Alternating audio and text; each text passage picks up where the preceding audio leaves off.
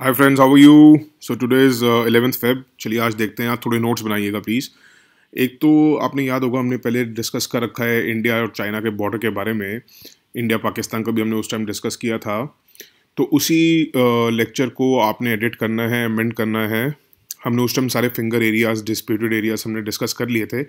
थोड़ा सा उसमें ऐड कर लीजिए, क्योंकि जो ये स्टैंड ऑफ हुआ है उसके बाद हमारे लिए ये थोड़ा इंपॉर्टेंट है। ये मत सोचिए कि मैंने उस टाइम क्यों नहीं बताया।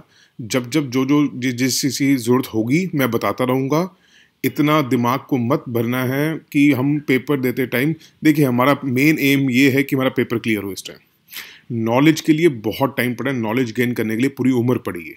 बट सबसे पहले हमारा एम ये है कि हमने पेपर क्लियर करना है। तो उसमें हम क्या होता है ना, जितना कम बोझ ढोएंगे उतना ज़्यादा अच्छा होगा हमारे लिए।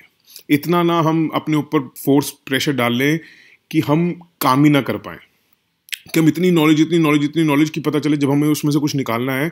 आपको याद होगा कि वो कबाड़ी के यहाँ से कितना सामान भरा होता है। अगर कुछ सपोज आपको एक सुई चाहिए होगी तो आपको ढूंढने को मिलेगी नहीं। तो अपने दिमाग को कबाड़ी का गोदाम नहीं बनाना है, हमने बेसिकली एक पेपर क्लियर करना है।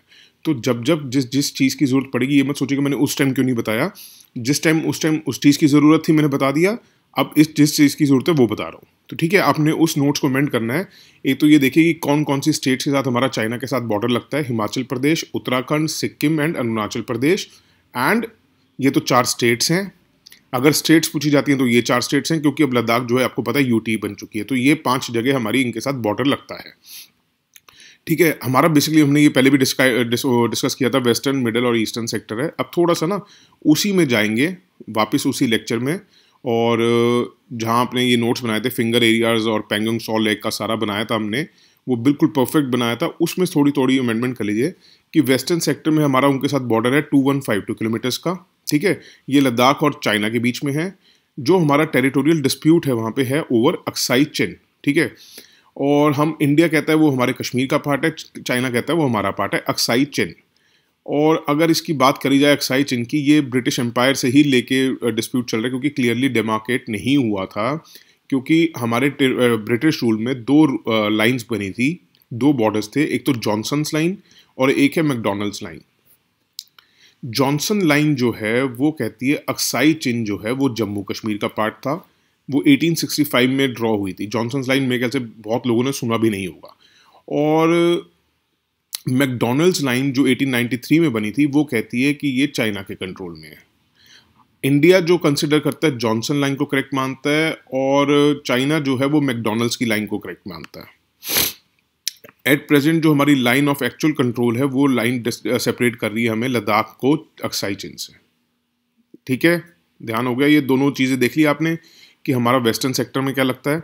अब देखते हैं मिडिल सेक्टर में आता है हमारा 625 किलोमीटर्स हम उसके साथ शेयर करते हैं चाइना के साथ। और उसमें आता है हिमाचल प्रदेश और Uttarakhand.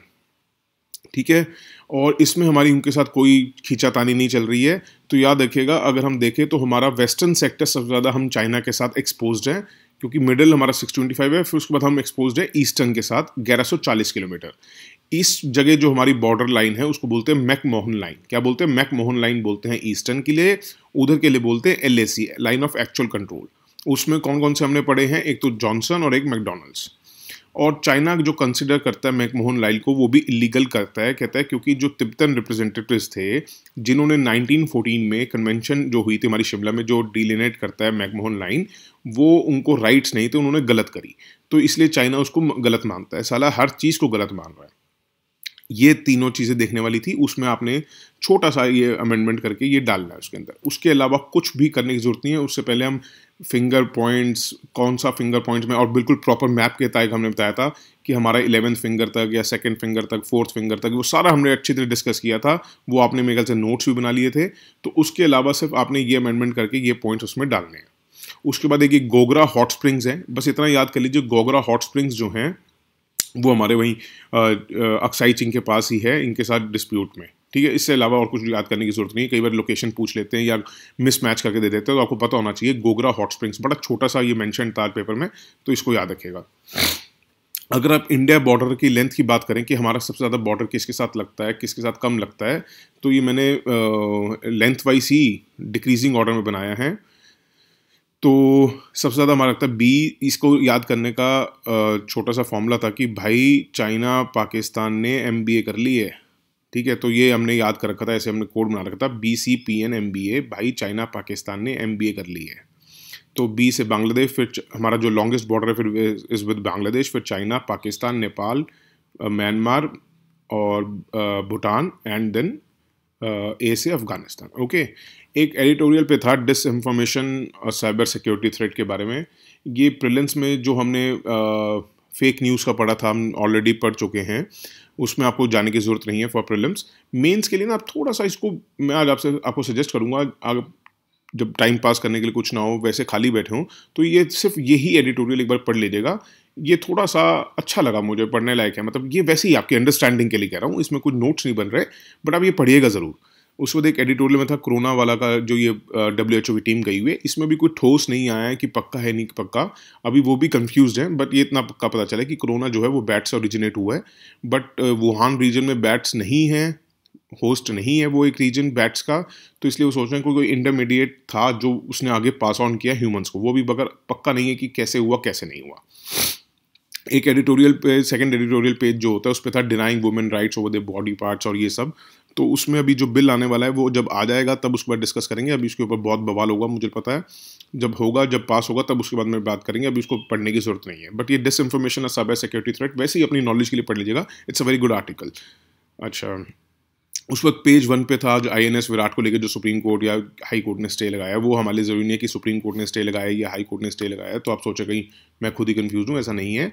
That is not important. हमें अब थोड़ा सा ना INS विराट और उसके साथ साथ विक्रांत क्या थे, विक्रमादित्य क्या है, थोड़ा सा देख लीजिए।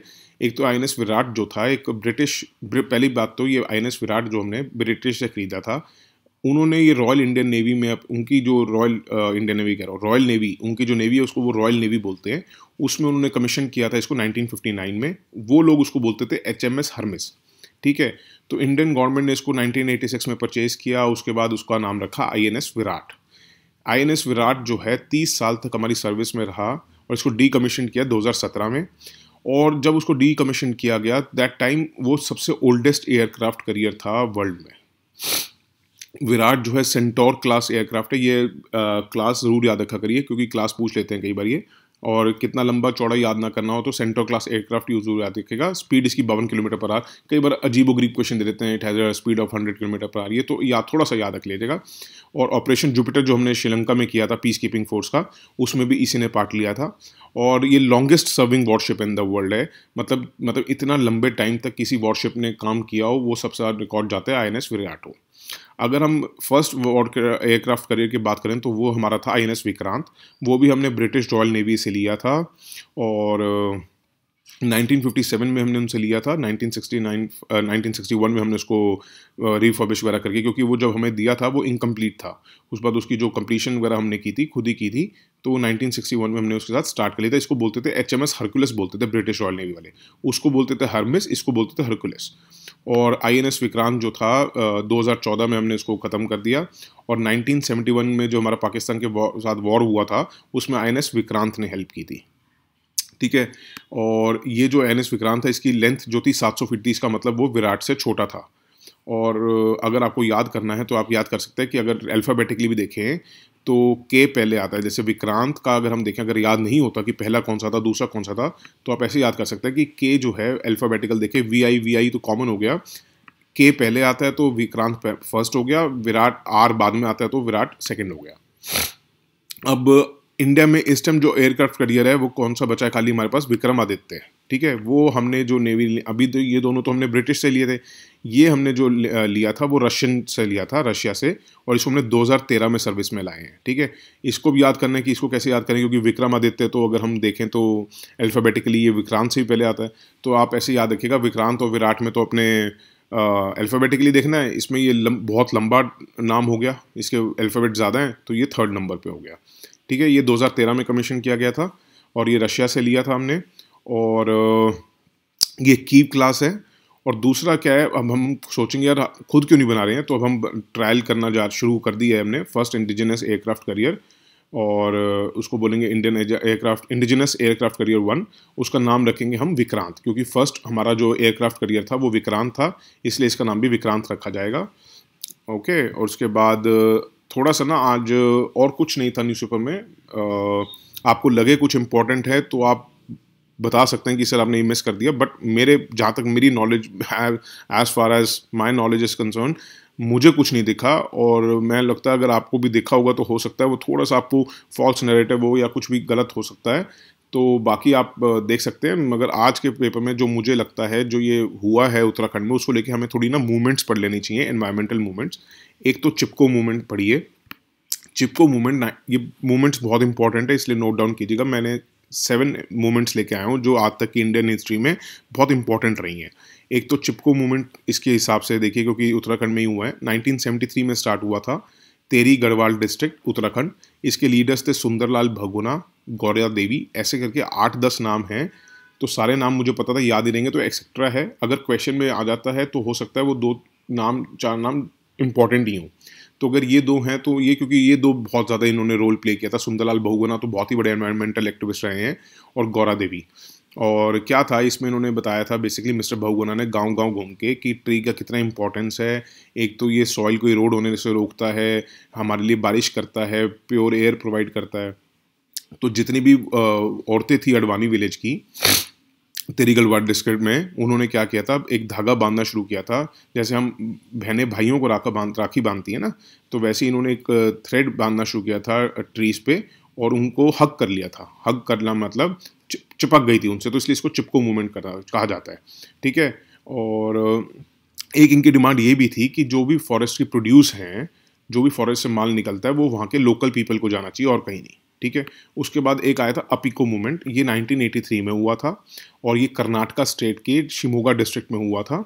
और इसमें सबसे बड़ी बात ये थी कि इसमें कोई भी पर्सनैलिटी या कोई भी एक फॉर्मली इंस्टीट्यूशनाइज नहीं हुए थे। इसने वहीं के लोकल लोगों ने ही इकट्ठा होकर इसको मूवमेंट को स्टार्ट किया था। इन्होंने कहा था कि फेलिंग और कॉमर्शलाइजेशन नहीं होना चाहिए नेचुरल फॉरेस्ट का। ठीक है, इसको अपिको मूवमेंट को southern version of Chipko movement भी कहा जाता है। उसके बाद एक नर्मदा बचाओ आंदोलन हुआ था 1985 में। नर्मदा रिवर जो है वो गुजरात, मध्य प्रदेश, महाराष्ट्र से होकर गुजरती है। इसकी लीडर जो थी बाबा आमटे, मेधा पाटकर, आदिवासीज वगैरह सब थे। उन्होंने कहा था बेसिकली कि अगेंस्ट थे ये लार्ज डैम्स जो बनाए जाते हैं नर्मदा रिवर के अक्रॉस, उसके लेके था।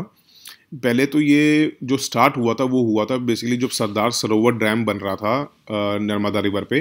तो उसमें इन्होंने जब स्टार्ट किया तो ये कहा था कि डैम बनने की वजह से जो वहाँ के लोकल्स को हटाया गया है तो उनकी प्रॉपर रिहेबिलिटेशन और रीसेटलमेंट नहीं हो रही है। उसके बाद उस मूवमेंट ने अपना एक नया फोकस पकड़ लिया और कहा कि हमें एनवायरनमेंट और इकोसिस्टम को बचाना है। तो हमें इन्होंने डैम्स के खिलाफ मोर्चा निकाल दिया था। एक तो उन्होंने कहा था हाइट की, डैम की जो हाइट है वो भी रिड्यूस की जाए, और उसके बाद सबसे बड़ा इसका इफेक्ट ये पड़ा था कि वर्ल्ड बैंक ने विड्रॉ कर लिया था इस प्रोजेक्ट से। ये सारे पॉइंट्स जो मैं बता रहा हूँ ये लिख लीजिए, इंपॉर्टेंट है, ये मत सोचिएगा बहुत लेंदी हो रहा है, लिखिएगा जो मैं बता रहा हूँ। एक इंपॉर्टेंट बनती है बिश्नोई मूवमेंट हुई थी, ये 1700 में हुई थी। ये राजस्थान स्टेट मारवाड़ रीजन में, और मारवाड़ रीजन आपको पता होगा जोधपुर के पास होता है मारवाड़ रीजन। बाकी हिस्ट्री पढ़ेंगे तो मैं आपको और डिटेल में बताऊंगा। इसकी जो लीडर थे वो तो अमृता देवी थी, और उन्होंने कहा था कि जो उसके वहाँ के राजा ने कहा था कि बेसिकली कि पेड़ों को काटो और वहाँ शहर बनाओ। तो उन्होंने कहा था कि हम इन पेड़ों को कटने नहीं देंगे, और उन्होंने भी गले लगा लिया था पेड़ों को। और एक हुई थी सेव साइलेंट वैली मूवमेंट, ये हुई थी साइलेंट वैली केरला में, आप सबको पता है, जैसे हम बोलते हैं एवरग्रीन ट्रॉपिकल फॉरेस्ट है। और एक ये एनजीओ था केरला शस्त्र साहित्य परिषद, और पोइट एक्टिविस्ट थे जिनका मैंने नाम लिखा हुआ है सुगत कुमारी।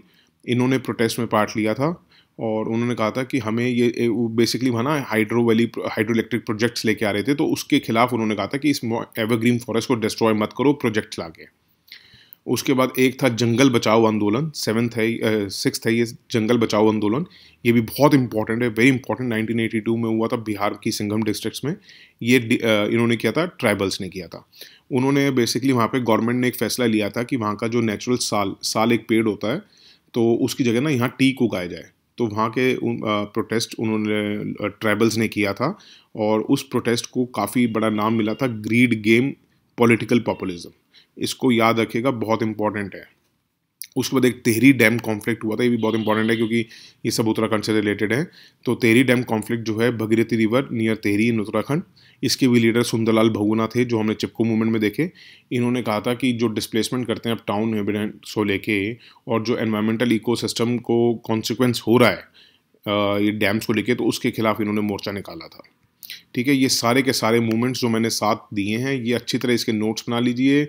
इसके अलावा आज के पेपर में इतना इंपॉर्टेंट कुछ नहीं है, जितना मैंने करना था मैंने पूरा स्टडी किया है। आप देखते हैं 3-3.5 घंटे के बाद ही लेक्चर आता है, तो डोंट वरी अबाउट इट कि पता नहीं बाकी चीज़ कुछ छूट तो नहीं गई। आप पढ़ना चाहें न्यूज़पेपर, आप ज़रूर पढ़िए, पढ़ना भी चाहिए न्यूज़पेपर खुद के अंडरस्टैंडिंग के लिए, बट न्यूज़पेपर में प्रीलिम्स के लिए कुछ नहीं निकलता है इसके अलावा। और जो आज निकला भी है उसको हमने एक्स्ट्रा नोट्स ही बनाए हैं, पेपर में ऐसा कुछ नहीं था। तो इतना ही करिए, बाकी आप अगर कुछ ऐड करना चाहें, कुछ कमी लगे तो आप कमेंट्स में बताइए, लाइक कीजिए, शेयर कीजिए अगर अच्छा लग रहा है तो, और बुरा लग रहा है तो डिसलाइक कीजिए, पता तो चले एटलीस्ट क्या व्यूज़ हैं आप लोगों के। Thank you so much, have a good day, take care, bye.